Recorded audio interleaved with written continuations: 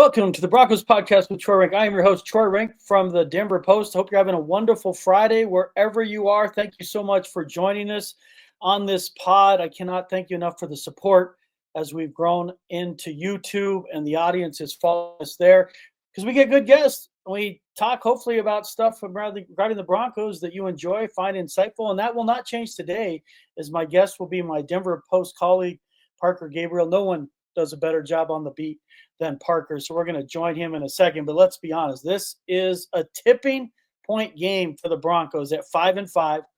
Not a shock they lost the last two, but the nature in which they lost to the Chiefs, can they recover from that?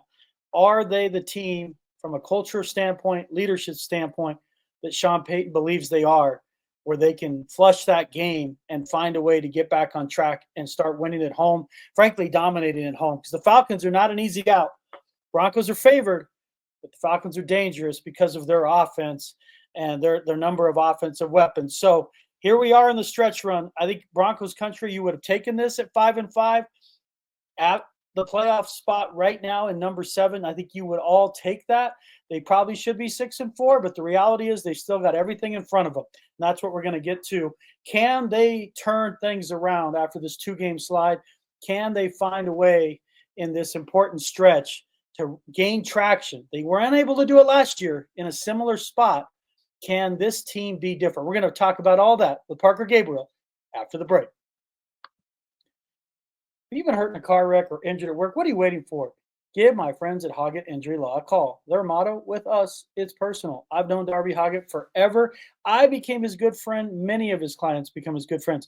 You don't have to pay Darby up front. If your case goes as planned, Darby will be the one writing checks to you. So again, if you've been hurt in a car wreck or injured at work, give Darby a call. The number 1-833-HOGGATT. That's 1-833-HOGGET. Or visit the website at hoggettlaw.com. BetOnline is the world's most trusted betting platform and your number one source for online betting. From the earliest odds to in-game live betting, BetOnline provides you with all the action and the ability to watch the games as they happen. With the largest selection of odds on everything from football, NBA, and college hoops, NHL, UFC, MMA, you name it. Head to BetOnline today to get in on all the action with America's most trusted site for online wagering. BetOnline, the game starts here. Welcome to the Broncos podcast. We're back. I'm Troy Renck from the Denver Post, and I am joined now by my colleague, Parker Gabriel, the beat writer. He's in there every day. That's what it's like, in the trenches, the nuts and bolts, the minutia. That's part of it that I don't miss after 3 decades as a beat writer. It's always fun when Parker joins me. I'm on the Broncos Denver Post podcast semi-regularly with he and Ryan. They do a great job, Ryan McFadden and Parker. Parker, I don't need to introduce you. The folks that listen to this pod know you. Tell me about this stretch. Why is it so important at 5-5 with what's coming up on the schedule? What is it about this stretch that has you so intrigued?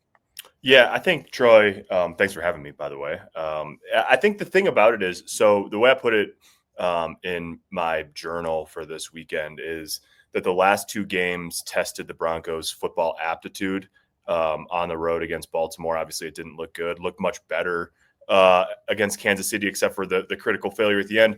And then the next 3 weeks into the bye week sort of test the football fortitude, right? Like they are sitting here coming off a brutal loss, just the kind of loss that you don't feel that kind of sting very often in the regular season. And yet, if the playoffs started today, they'd be in as the 7th seed. So everything is in front of them. And it is the true, we hear this all the time. It's such a sports cliche. Oh, flush it and on to the next one. But this is sort of that challenge distilled because, if you beat Atlanta, let's say you win the next 3, Atlanta, Vegas on the road, and then Cleveland at home going into the bye week, you be 8-5.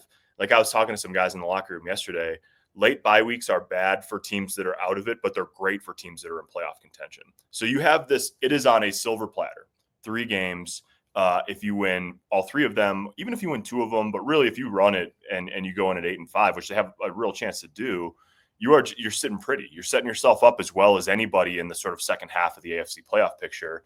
But if you don't, it's just going to feel like a golden opportunity miss. So I think it's the most important. It's sort of like it'll be this way more than once, but I think it's the most important stretch of Sean Payton's tenure here so far.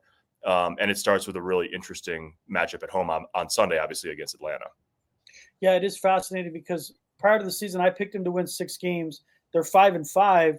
Everything, as you mentioned, in front of them regarding a playoff berth. Part of it is because the AFC stinks this year. Yeah. Dolphins are bad. The Jets are bad. The Colts are bad. The one team they're really fighting with are the Bengals, Right. and that could be a play-in game. And and that late December game could end up being a play-in game. But you reserve the right, and I reserve the right, as do you, to reframe expectations. 5-5 is different now than it would have been prior to the season, not knowing that the AFC stinks. It's right there. And I do think there's value, Parker, and I'll ask you, to ending the streak of 7 straight losing seasons and to ending the 8-year playoff drought. Only the Jets have a longer playoff drought. And so everyone's like, well, they could go and they get smoked by Buffalo. Who cares, right? Yeah, I mean, at some point, you have to get back there as the next rung on the ladder. So it feels like to me, Parker, that there is importance to that. I mean, Sean Payton made it very clear how much he wanted a winning record last year, but it feels like even more amplified this year because of the opportunity in front of them. Oh, yeah. I mean, well, what we've talked about all year, Troy, is that like at some point this season, the Broncos are going to have to turn the keys over to the kids and let them gain experience. And that the way to set the table for the future is to see what you have with your young players. Obviously, we've seen 10 games of that now with Bo Nix and his growth. You're just barely starting to see it with Audric Estime. You're seeing it with Devon Vele and Troy Franklin, Jonah Ellis, and even second-year guys, Riley Moss, like this sort of young core that's going to be together for a while. And so if that's the goal of this season, is to get that group as much experience as possible, like how would a wild card game not be like a force multiplier on that, even if that's as far as you went? Like to say, hey, listen, we know what it takes to get to the postseason. We've seen what it looks like, and then we've seen what the speed of that play looks like. Like that is invaluable. It doesn't matter if you play in a wild card game or you win a wild card game and lose in the division, or if you lose in the Super Bowl or whatever. Like playing past week 18 is good for everybody, and it's especially good for a team that hasn't been there in a long time, and a team that hasn't been there in a long time that has a young core playing together. So yeah, I mean, now you're sitting here, you're in the playoff field with 7 weeks to go. The goal now is a lot. I picked them to win 6 games too, but you're sitting here now looking at it saying like, it'll be a real disappointment if they don't figure out a way to get into that field here down the stretch. Yeah, and I think that's also part of it because of what happened last year when they had the New England game in front of them. You remember, went out against New England and the Raiders, and you're going, and they just absolutely stepped on a rake against the Patriots. And then obviously that last game was meaningless, not to Peyton, but I mean, again, they had no chance at the playoffs then. So I do think if you combine that lesson with the difference in the investment I see from players, the ownership they're taking, I'd be surprised if they don't bounce back, but the challenge is real. But part of the optimism, and I've written about it a couple of times over the last 2 weeks, is the way that the prism from which I viewed this season, Parker, was through the quarterback, the lens of the quarterback. Can they walk away with their guy? I feel like they have their guy. And it might be premature. I understand there's some concerns about his ceiling. But Bo Nix from week 5 has played really good football. Part of it's Sean Payton. Part of it's Nix not making mistakes. But what do you see when you watch Bo Nix? What is encouraging? What are some of the areas you think he still needs to work on as this season advances? Because frankly, if they are going to get to the playoffs, he's going to have to continue to play well. He doesn't have to be a star, but their offense isn't good enough for them to win if he doesn't play well. Yeah, I think going forward the rest of the season, it's sort of like everything he's done, and I think the thing that we'll wait and see is what that and is. He's shown the ability the last few weeks to play a little bit more from the pocket. Like last week he ran less, and he made some plays with his legs when he had to. Even the one that he completed to Cortland Sutton on 3rd and 6 to sort of set them up for the field goal attempt. It wasn't a scramble, but he dropped way back, and then he sort of stepped up, made the throw on the run moving forward. So like you see this sort of package building. I think the Broncos, Sean Payton, the offensive staff have gotten better at tailoring toward what he does well, but he's also expanding what he does well. And I thought, like, I asked Joe Lombardi about Bo's comfort level, because Cortland Sutton had said, that he's really comfortable and confident and in command in the huddle. And I asked Joe about that. And I thought Joe Lombardi had a good analogy. He said, I've got two sons that are learning how to drive. And when you first take your kids out driving when they're 15 or 16, it feels like it takes them 10 minutes to adjust the mirrors the way they want them. And it's like everything just takes longer because you're not sure of what you're doing and you're learning. And so like that to me is Bo Nix in the huddle and at the line of scrimmage. He's not a master yet.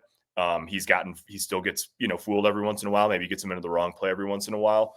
But what you're seeing, I think, is not just him. I think part of the reason he's putting the ball in the intermediate and deep parts of the field and playing more efficiently overall, has calmer feet overall, is because the mirror adjustment and having the seat in the right spot and having the music at the volume you want it, that's all the stuff that happens like before the ball gets snapped. And as he gets more comfortable spitting out plays in the huddle, and he doesn't have to think, okay, so that is, okay, I've got it. As that becomes second nature, you just get in the car, you back out of the driveway and you go, rather than looking around sort of nervously for a couple minutes and saying like, okay, I think I've got everything in place to, go down to the grocery store. So I thought that analogy really worked well in terms of it's very simple things that veterans, that people watching on TV take for granted, that he's learned on the fly. And now that he sort of has at least the baseline of that stuff, you're seeing him play much more freely than you saw in the first month of the season. Yeah, play faster. When that fog kind of lifts beyond the line of scrimmage and you know what you're seeing, your mechanics improve because you become more decisive. Right. And Sean Payton has talked a lot, Parker, about painting the picture. I think they've done a better job of painting the picture by simplifying it some. RPO, one side read, like on the play to Cortland Sutton on the 3rd and 6 that we all thought was going to end the game. Initially, that plays out to the back. You're going to throw it to the back, and you probably get a first down, but it's going to maybe a broken tackle in there. And it's like a sprint, like a college play. He's a sprint out right, not true, but a kind of a quasi sprint out right. Get it to the back, easy throw. He's not there. And to your point about Bo's comfort level, maybe in the past he panics a little, his shoulder opens, and that pass as he sees the crosser with Sutton's behind.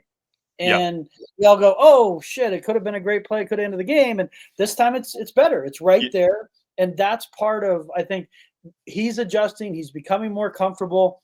And part of it is the play calling that Sean Payton, because you and I would talk about when we were in West Virginia in the Jets game and the Seattle, he's dropping back too much. They're asking him to do too much. He's not ready for it. Mentally, in the whiteboard, he is. Right. In practice, he wasn't. So I think that's been part of this blend of Payton showing elasticity. And I think part of it is, and I could ask, is he's realized, holy crap, this kid's a really good athlete. Yeah. And we've got to do more of what he does well, because he's not running like for his life. Like when he runs, there's real value there. So it feels like Peyton kind of stepped back a little bit and saw the macro view with Bo is, hey, this kid's enough of an athlete. We got to kind of tweak to him more than we even thought. Yeah, definitely. And like, I think on that play, Troy, too, the thing is like, so if he's spitting out the play a little bit more efficiently and more confidently, maybe there's a half beat in there somewhere where he thinks to himself, if it's not there to the back, come to the backside. Whereas like if you're swimming just like, okay, I just got to make sure I have this right, maybe you don't make that next, maybe you don't make the next thing. And so, but I think you're right too on the athleticism front. There's a lot to work with there. And when Sean, he sort of said in his own way, he doesn't like to go fully into like, acknowledging like weakness or whatever, but like there is with any rookie there is. And he sort of said like, you don't want to overcoach the footwork thing during the season. And I think what they did was they sort of made the next logical leap, which is like, if we're not going to overcoach that during the season, if we can't get him to, which obviously you can't, to like Drew Brees footwork in one off season or before his rookie year, then like, don't try to play like that. You have to play like that sometimes, but don't always try to play like that. And so I think they've done a better job of just, they're still running their core stuff, and they've added some stuff in that Bo likes too. And it's just finding the balance of like, you don't need to drop back 45 times, but it also doesn't need to be, a quarterback power offense either. Like there's a balance there. And I think there's still room to improve. Like they've scored one offensive touchdown in the second half the last 3 weeks, but like, they're doing a better job, I think, of identifying the balance week to week on how much you're asking Bo to do in the pocket, how much you're asking him to do in rhythm, and then sort of like what the playmaking looks like outside of that. And I think one thing that could open up even more explosiveness for Bo, and we saw a glimpse of it last week in the pass to Sutton, is a better running game with Audric Estime. His stats weren't great, but I mean, I tell you, the last 3 carries, he's literally just pounding into the line to set up the field goal. So kind of take those out, and that brought his yards per carry down. But, I know Joe Lombardi talking about, oh, we have all 3 guys. And I mean, it's like, listen, we're not trying to let our guys here at this point. Isn't it? I mean, because I'll get this question on Twitter, email, threads, wherever we're all at these days.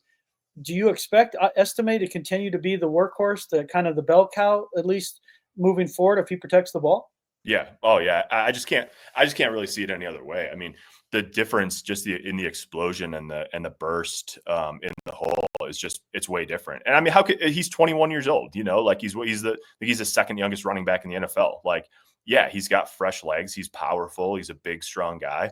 And he's shown the ability to run through in a way that, Javonte Williams, just like he's done it at times this year, but you wonder if the burst is there through, and then Jaleel has the burst, but not always just the horsepower and torque, being a smaller guy. And so, yeah, I don't know that you'll see the same mix of Estime and then Marvin Mims back there and all 4 guys all the time. But I'd be really surprised if, as long as ball security doesn't become a continuing issue for Audric Estime, like it just seems like the torch has been passed there. And where do we stand, Parker, now with the receiver thing? And obviously Franklin's been getting reps consistently for about a month now. Vele's back, and at times he doesn't get separation. Man, he's got good hands, and there's value there. I mean, he's still a growing receiver. And then all of a sudden, out of the blue, Casper the Friendly Ghost, Marvin Mims shows up in the backfield, and I don't dislike it because he's such a great athlete. It's just like, how is he different than Jaleel? But do you think we'll see more of Mims? Not more, but similarly going forward, they'll try to find ways to get Mims involved, or was that a one-off based on something they saw in the Chiefs defense?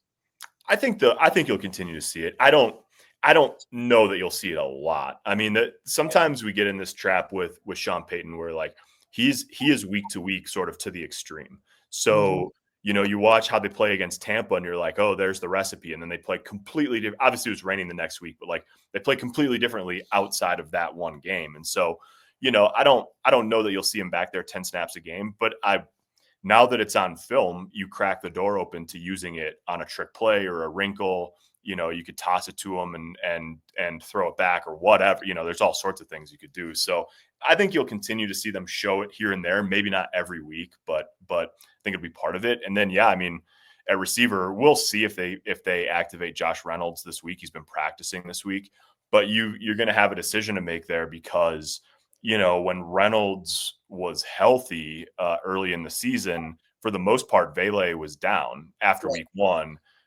He had the injury, and then they had him down 3 weeks after that. So I'm very curious to see how they do that. I just don't think – I know Vele, like, he's not the sexiest player, but I just don't think they can take him off the field. Like, he's been targeted – since he came back starting week 6, he's been targeted 8 times on 3rd and 4th down, and he's got 8 catches for 107, a touchdown, and conversions on all 8 targets. I mean, he's a reliable 3rd down guy for Bo Nix, and so I just think, like, I don't know what that means. If that means it's less work for little Jordan Humphrey, if it means they just slow play Reynolds coming back over the next couple of weeks.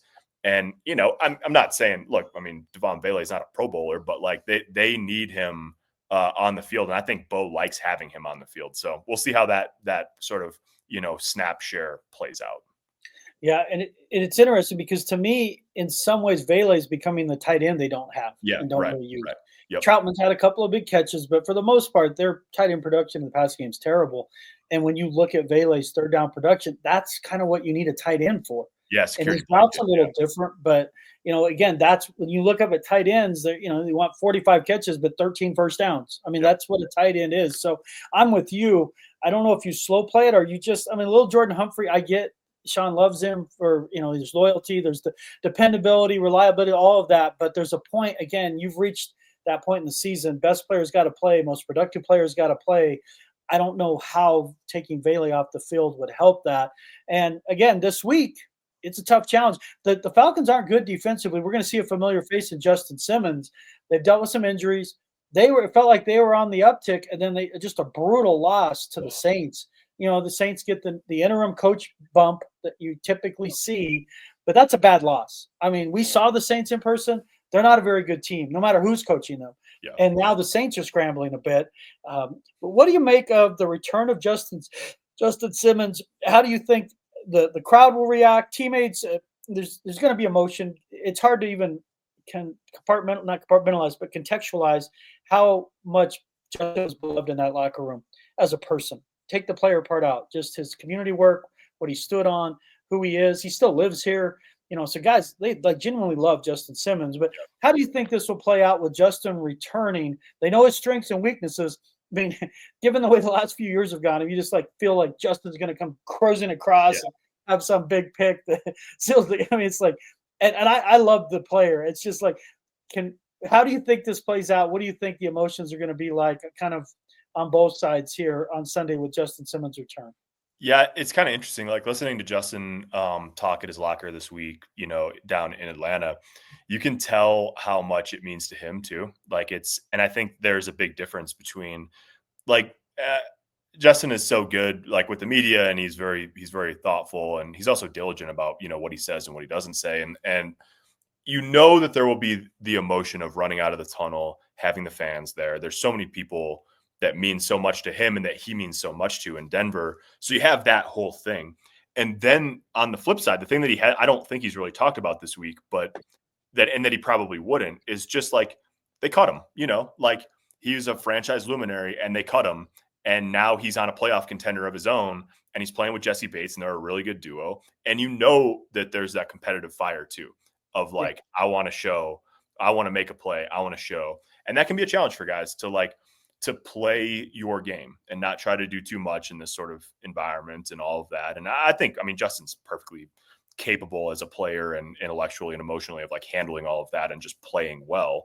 But it will be interesting to see if Sean tries to go after him or what, that sort of cat and mouse game on the field. But I just don't think, Troy, you were around it more than anybody probably. And I saw it the last couple of years of just the way in which Denver really is his home. I think that's, you don't really get that as a fan or a casual observer of what the area has come to mean to him, what the people of the area, whether they're Broncos fans or kids at the Boys and Girls Club or whatever, it's his home. And you not only feel pride for a place that you've made your home, but you also, want to show out for those people. And so it'll be an emotionally, charged thing for him, I'm sure, and for his family. But it'll be really cool to have him back in the stadium. And, that's like Cortland Sutton said, I just hope if he sees me coming over the middle that he remembers we're friends. And what I say, it's not show friends, it's show business. So we'll see. Yeah. And with Justin, the only thing he didn't accomplish in his career part was winning. Yeah. He had the Pro Bowls. He was an All-Pro. People talk about Ring of Fame, and I'd love to see him in the Ring of Fame. It's going to be a really tough go because of the no playoff berths. Yeah. Because of this franchise, the great players played on great teams. He was a good to great player for 8 years here, but he never went to the playoffs. It's kind of to no fault of his own. But other than Floyd Little and guys who were really the first kind of charter members of the franchise, everyone else that's been elected was part of the Orange Crush, the 90s great teams with Elway, or the Super Bowl champion teams. So I don't know if Ring of Fame is in his future. It doesn't diminish how I view him. He's always going to be a legacy player for them. And he says he used the term Bronco for life. Von Miller has said the same thing. That is a credit to you, Broncos country, and the community, and how they've embraced these players, kind of give them their privacy, but let them, there's a stardom here that they can feel, but still have their own lives. And again, Justin went through some tough stuff the last couple of years. He lost his dad. He lost his grandma. And he's really comfortable in Colorado because of the roots he's made in the community and his community work. So it'd be good to see him. It'd be the irony of him making a big play to win a game, which he's done before, would be hard, would be really hard. We saw it last year with the Jets beating Denver at home with the Sean Payton Hackett revenge game. He got it finally this year. There were a couple of moments last year where you're like, everything's set up for Denver. And then, here's that banana in the tailpipe moment again. But as we get into the final question here, Parker, we opened this with man, this is a tipping point stretch, a tipping point game. How do you see it playing out here on Sunday? It's supposed to be good weather. There's really not any other mitigating factors. The Broncos, for the most part, are relatively healthy. I mean, everything's in front of them. How do you see this playing out? And can they rebound in a way that's significant based on what happened last Sunday in Arrowhead? Yeah, I think they can. It's one of those things, Trevor. I was thinking about this morning. It's like there's a lot. Like in my head, I'm like, it's a tough matchup. Like Atlanta's so balanced offensively. Kirk's playing really well, and they're just running the heck out of the ball. They're over their last 5 games, they're averaging 158 rushing yards per game, and I think 4.7 per carry. They're just, that's not normal. Right. That in the NFL, I mean, and they're doing it with the wide zone, the Shanahan type of scheme, and they've got balance offensively. Like it is a tough matchup. It's balance is the kind of offense that can give even really good defenses fits, because it's not about taking one thing or one great player or 2 great players away. And then at the same time, like there's the gut feeling, and I just, being around the team this week and being in the locker room and talking to guys and seeing the difference in the energy level at practice and all of that, like I think they're up for this challenge. I don't think it's going to be easy, and they need to get off to a good start. I think it's going to be high scoring. Like Atlanta is allergic to pressuring the quarterback.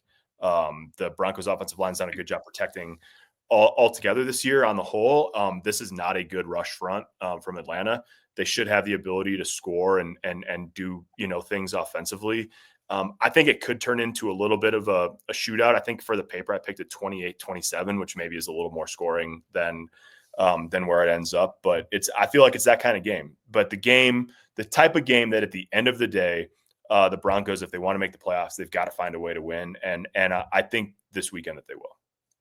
Yeah, I have them winning a close game as well, 23-20 with Younghoe Koo missing a field goal. He's 8 for his last 15. He's been awful. So maybe the kicking gods and the karma returns the favor that Atlanta misses a couple of clutch kicks, but it is going to be greasy. It's going to be dirty, and we're going to be there, folks. It's a big moment. Parker Gabriel, if you don't see his stuff, you're missing out.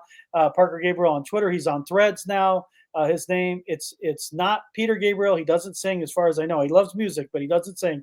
But Parker's on there. Ryan McFadden, my team at the Post, will have you covered in every angle on Sunday, because, again, they win that game, everything feels right. They lose that. I'm not sure I want to listen to talk radio on Monday morning. Parker, thank you so much, my friend, for joining me. You're the best. Yeah, you bet. Anytime. That's Parker Gabriel. There he goes. Again, I want to say thank you, Broncos country, for all your support. I could not do this without Big A behind the screen, the producer, Mile High Sports, all their support, and of course, Darby Hoggett, A1 from day one, and then our new sponsor, Bet Online. Broncos country, I do this pod for you. Happiness that begins with me. Go out there and have a great day.